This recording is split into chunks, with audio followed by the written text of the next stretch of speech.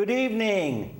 Welcome to our show, Ghosts Are Near, where we discuss and actively explore paranormal phenomena. I am your host, Keith Johnson, the co-founder of N.E.A.R, New England Anomalies Research. And I have a very, very special surprise for you tonight. Two very special guests who are dear friends of mine. You've seen them on TV. They're no strangers to the paranormal community, and they're no strangers to Ghosts Are Near, although it's been a while since I've had them both on at once. So, Cody Ray DesBiens and Satori Hawes. Hey. So glad to have you on. Thank you for coming. Thanks for having us, Keith. I'm glad the weather cooperated, too. I know, right? Yeah. So how you guys been? You're looking very, very well. We're doing good, I think. Yeah, right? Staying busy. Yeah, we're trying to stay busy and wrote a book. Good. So our first book ever. So first book ever. Well, that's always a milestone when you do your first book ever. That's a lot of people try and give up, but I'm glad you guys didn't give up. We didn't. We set a goal, and I kept telling myself I wasn't going to let this one pass up. So We're stubborn, that's why. We did it. And she was on me the whole time. Yes. Yeah, well, yes. that helps. That helps. I'm stubborn. Sandra can be stubborn, too, so that always helps. That always helps. Now, I hope I can take this without collapsing the stand, which I usually do at home and in conventions, but archives of the paranormal case files from the Paranormal Couple's Haunted Museum. Yes. Ray DesBiens and Satori Hawes. Very beautiful cover. Very nice. Thank you. Very, very nice. Wow. Nice picture on the back, too. Look like you're scared to death. I know, right? That picture was taken in Norwich State Hospital. Oh, really? Yeah, we had permission to go and take some photos that day. And Good. so, yeah, what a cool Excellent. place for some pictures. Excellent. And of course, I am very familiar with your museum, but I'm sure there's many items that I haven't seen because it's always growing, right? Yeah, it is. This book alone includes 21 case files, and we actually replicated the files minus some of the information we had to change to keep the donators anonymous if they wanted to be. Yeah. So we kind of, if you look in the book, you'll see familiar names of people we know that we had to kind of like change the name with. Oh, yeah, right. So that's kind of a fun Easter egg. But there are actual files from different cases. Yeah, we tried to make the book a little different by, we kind of envisioned, whoever, reads the book is sitting at our desk. And so there's a bunch of, you actually see the case files, you see us opening up our notebook and writing different notes in there. So, so we tried to make it a little different. That's wonderful. That's wonderful. So tell me, I feel like starting to read it right now. My brother always complains about me at Christmas. Birthdays, I can't pick up a book without, but, looks wonderful. Thank you. So tell me a little bit about what's inside here, some of the case files. Sure. Well, it definitely features a range of different things. Each chapter kind of has its own topic. So there's like a chapter on handmade items. There's a chapter on items that like to move around by themselves. All different things like that. So we tried to categorize things in that perspective. Picking which ones ended up in the book was a little difficult because, like you said, there's just so many at this point. I think we've lost count, but it's well over 500 at this point. Really? Wow. So there's definitely more to come for sure. We've already been getting a lot of emails of people wanting another book that kind of focuses on the darker side of the objects that we have, which will be an interesting book to write because there definitely is a selection of items that kind of fall into that category as well. But this book doesn't have too many, dark things in it. It's mostly things that people loved a lot in life, and maybe they're still checking in on in the afterlife. Oh, yes, yeah. Now, I want to ask, has anybody to date come to you and said they want their items back? We've always given that option. We Yes. have. Yeah. We call ourselves the foster home for haunted items, because you can always have the item back if you want. We're not here to take it from you forever. But not that I can recall. I don't believe we've had anybody contact us and say they've wanted their haunted items back. Yeah, I mean, we go through this whole process when we're contacted. The goal isn't to get the biggest collection out there or anything like that. Of course, we have a lot of friends that also collect that have kind of been mentors to us. People like John Zaffis, he wrote one of the forwards for the book here. And everyone kind of does things differently. So our first objective, especially if it's an object that means something to this individual, isn't for us to take it away from them. It's to give them tips on how they can coexist with their item. Because a lot of times it's family that is attached to this thing. Like, for example, we have an object in the book. It's a glass eye. It's a prosthetic eye. Oh, really? And a gentleman had lost his eye in a farming accident many, many years ago. And he was the type of person that would joke around. He had a few different eyes throughout his lifetime. Yes, right. And he was the type of person. I think I just saw that chapter. He's the type of person that would like take it out in front of people and try to joke around I've with known them. people like that. And one of them was a priest, actually. So when he passed away, he had 2 eyes left at the end of his life. Oh. And the family wasn't sure which one that he liked to use the most. He had a favorite one. So they just picked one, and that's the one he was buried with. And then after the service was complete, the eye that was left over started moving around on the Really? bureau. It would position itself so it was facing the doorway, so when the family would walk in, it would be staring at them in the face. Oh, that's unnerving, yes. Yeah. So little things like that we believe that sometimes they're still playing jokes on their family member, but they knew it was him and didn't want it in their house anymore. So they're like, I don't want this thing. You can tell the story of him and at the same time help us out by getting rid of it. So a lot of stuff like that is in this book. Good, excellent. And I meant to bring in, and I was just rushing around going out, but I do have a couple of things for you. Sure. But since I've last seen you.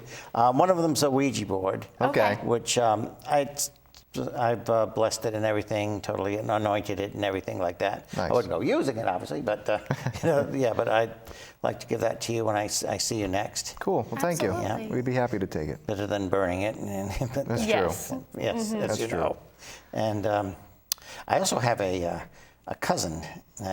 You got to meet my cousin to know him. He's a lifelong hunter in Quahogger, if you know. Okay. Oh, cool. Rhode Island, Quahogger. And Yes. he's got a cane. I think he made it himself, carved it with a snake's head.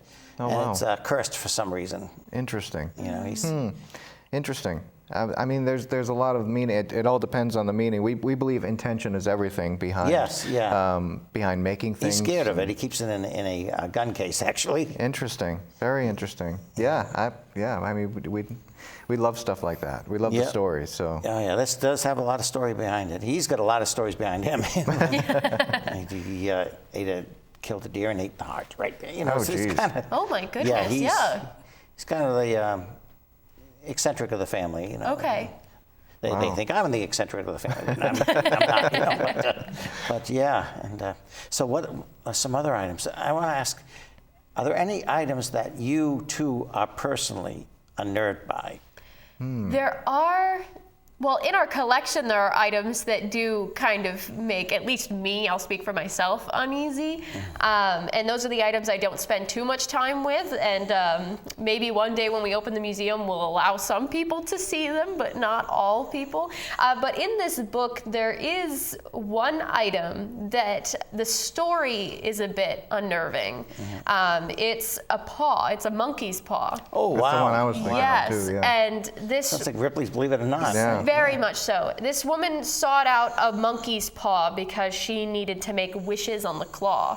It's believed that if you make wishes to the monkey's paw for the amount of claws, it will grant your wish. So she got a monkey's paw and she did a wish and she asked for money. Long story short, she started getting the things she wanted, but there was a terrible twist to it. So for example, on her way to go cash in a winning ticket, a scratch ticket, she got in a car accident. She asked for more money. Somebody in her family had a terrible accident while she was talking to them about her wish coming true. Oh, really? So she felt that every time she made a wish, she was going to lose something more important to her. at the end of the day. So we actually put her letter in the book of her saying, I do not ever give this back to me, tell people never to do this because everything went wrong. So that case was a bit unnerving because it showed that you can be careful what you wish for sure. Yes, definitely. Yeah, and you know that, dealing with the occult, sometimes when you start dabbling in things that you don't know too much about, you may get what you want, but the other side also wants something from you as well. Cost? Yes, there's a catch-22 there, yes. So those objects can definitely be a little unnerving because of, just what they were involved in, you know? Yeah. I had a friend years ago, he and his wife were pagans, and he tried wishing for money. He needed, not out of greed, he was having some financial trouble, so he started visualizing money. And he just kept thinking of it and thinking of it. And then all of a sudden this truck drives in, they've got a bunch of paper rolls that they delivered to them accidentally. So wait a minute, I've been thinking of paper money. So somebody delivered a bunch of paper rolls of paper to him, and wait a minute, and he's, oh no, you've got the wrong house. But then he started specifically thinking about money, and he did get some. He didn't get wealthy, but he did get some. Interesting. And it says in the book of Ecclesiastes, as you know, cast your bread upon the waters, after many days it will return to you. That's right. Yeah. That's right. Yeah. Yeah. And I believe prayer is focus and intention as well, you know what I mean? Yes. So it goes on both sides of the table. And it depends on what you use your intention for, is what you'll get in return, I think. Yeah. So what started your first conception about the museum, first idea? So kind of all started by accident. Growing up in a haunted house, as you know, we had a lot of activity, going on in the house. Yeah. My grandparents lived on the floor, under myself and my parents. I was an only child. And grandparents were, strict Roman Catholics. And every night my grandfather would pray to this painting of Christ. And sometimes I'd go downstairs, a little late to say goodnight to them, and I'd walk in on him, praying, so I'd always back off and wait till he was done. Right. And then once he was complete, I'd walk in, and every single time, if I, had walked in on him, he would tell me the story on how the painting belonged to his grandfather, and it was passed down to his father. And when his father was on his deathbed, he was extremely scared to pass away. He would pray to this painting every night and claim that one night the painting started talking to him and telling him that everything was going to be okay and he was going to have a peaceful transition. And he did. He passed away, peacefully after that. And then the painting was passed down to my grandfather. And at the end of his life, he had a very similar experience where the painting told him that his mom was going to come and greet him from the other side. And I remember him telling me about that. And then he had a peaceful transition. And then the painting was given to me. And thankfully, it hasn't talked to me yet because I'm not ready to go anywhere. But that was like the first time that an item, an inanimate object, had come into my life that had paranormal ties to it, doing something that it normally shouldn't do, which of course piqued my interest. And then of course, learning more about that, getting into the Warrens and John Zaffis, and living in the perfect part of the United States where all these people are all living.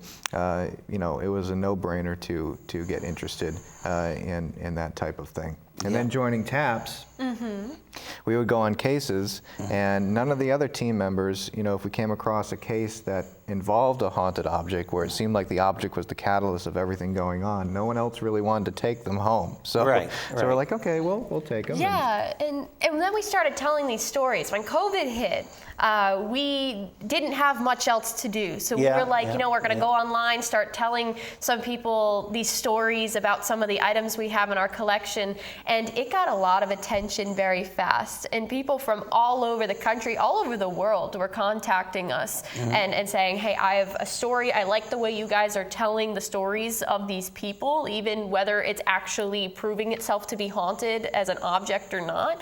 I think the way you guys are telling these stories is important. So I want to send this item to you. And it just got so big.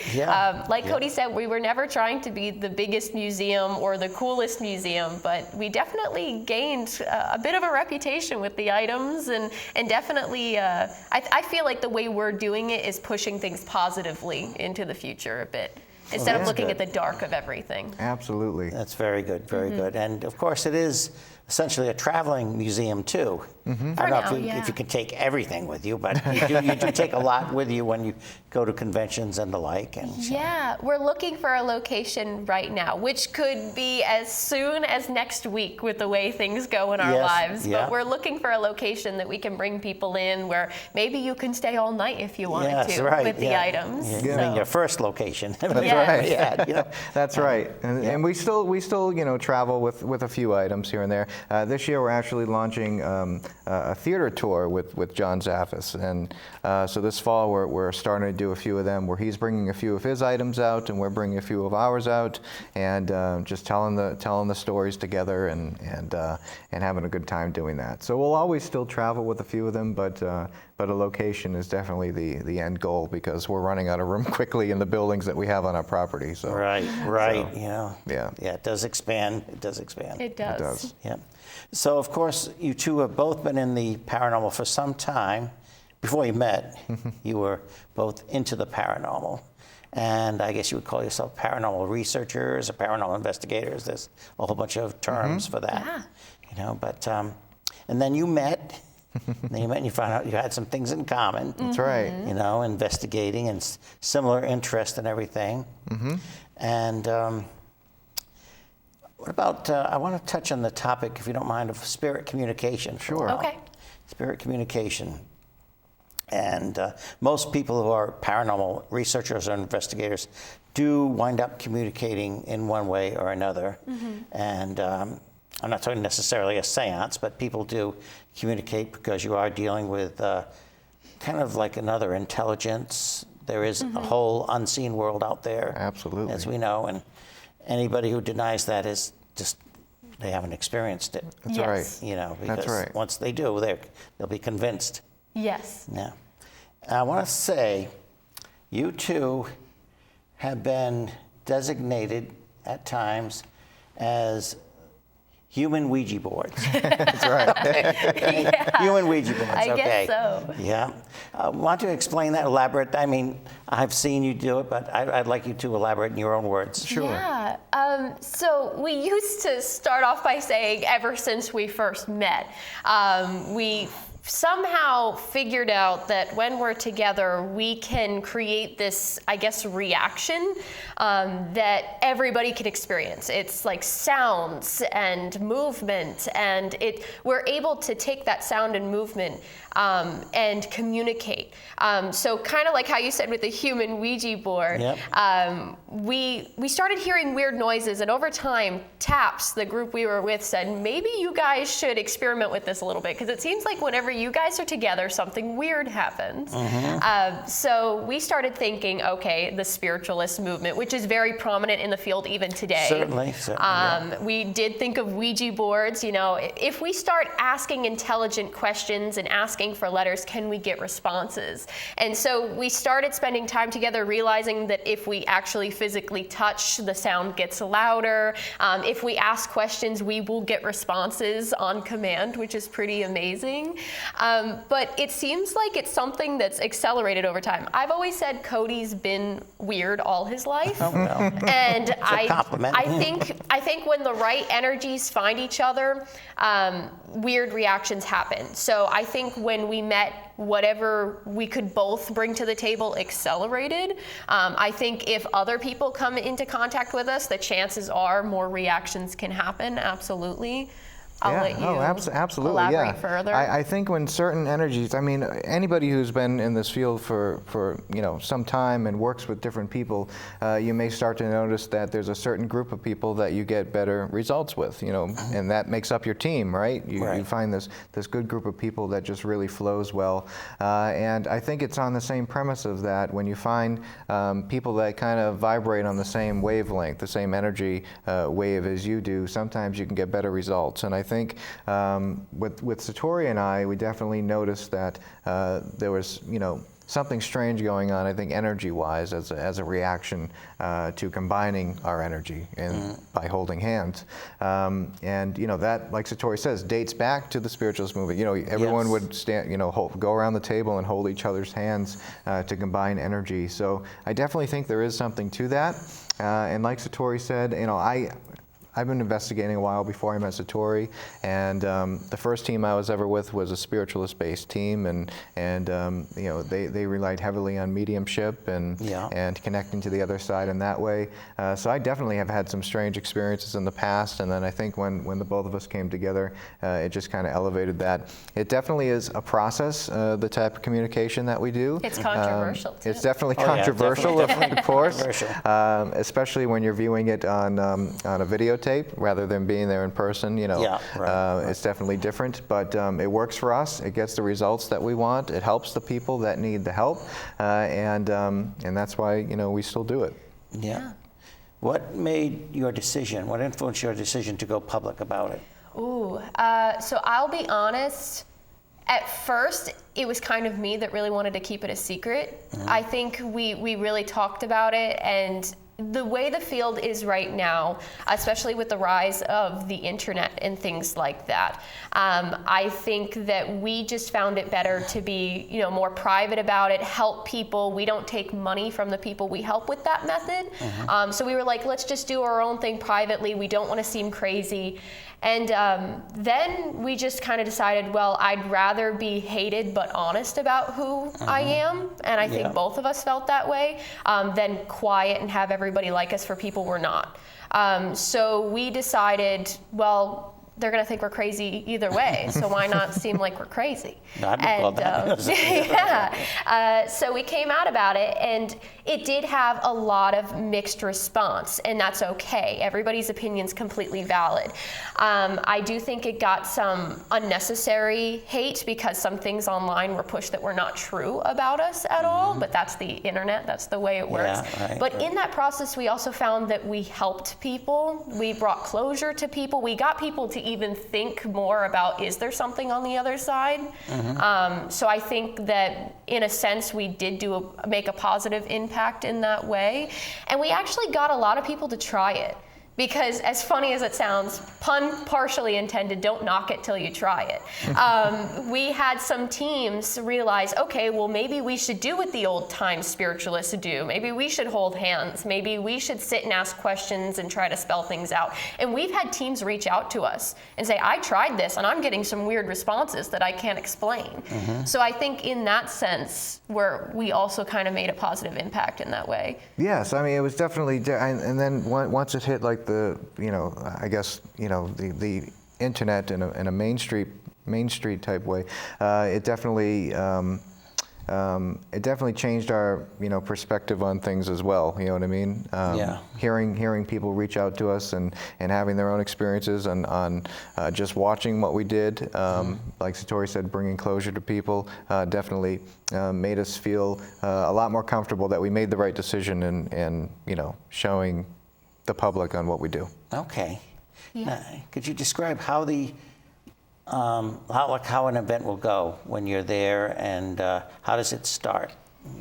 So what we do is we usually go into a regular investigation with the teams that we work with, mostly private cases, and they'll send us in usually first to get some names, and then they'll take those names and use those names on the investigation. So we'll go in, hold hands, we go through the alphabet, you can spell names, different sentences, and then they'll use those names on the investigation so they have the direction to go in. But it's not just us that get these responses. Everyone can ask questions in the room, everybody can hear the sound, and when you're watching it on video, it sounds like almost like knocking or banging near us, but you have to be in the room to feel it everywhere. Like you'll hear it on a window, you'll hear it on the ceiling, you'll hear it on the floor, and it travels. So everyone can ask questions, everyone can get responses.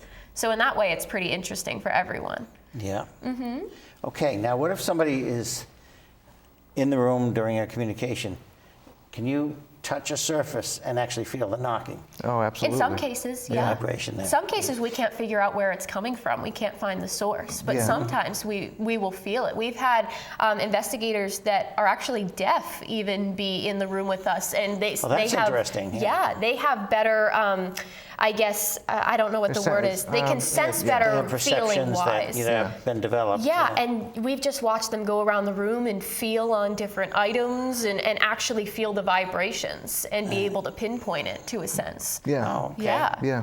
So And to it just- is essentially poltergeist-like activity. Yeah. You could I call guess, it that. yeah. I mean, I grew up knowing that there was, in our house growing up in Situate, Rhode Island, my brother and I and our parents and my sister, we experienced poltergeist-like activity once in a while, not constant, but once in a while. Sure. Which is anything like moving or vibration or knocking or things like that. Yeah. Same in your house, right? Yeah, exactly.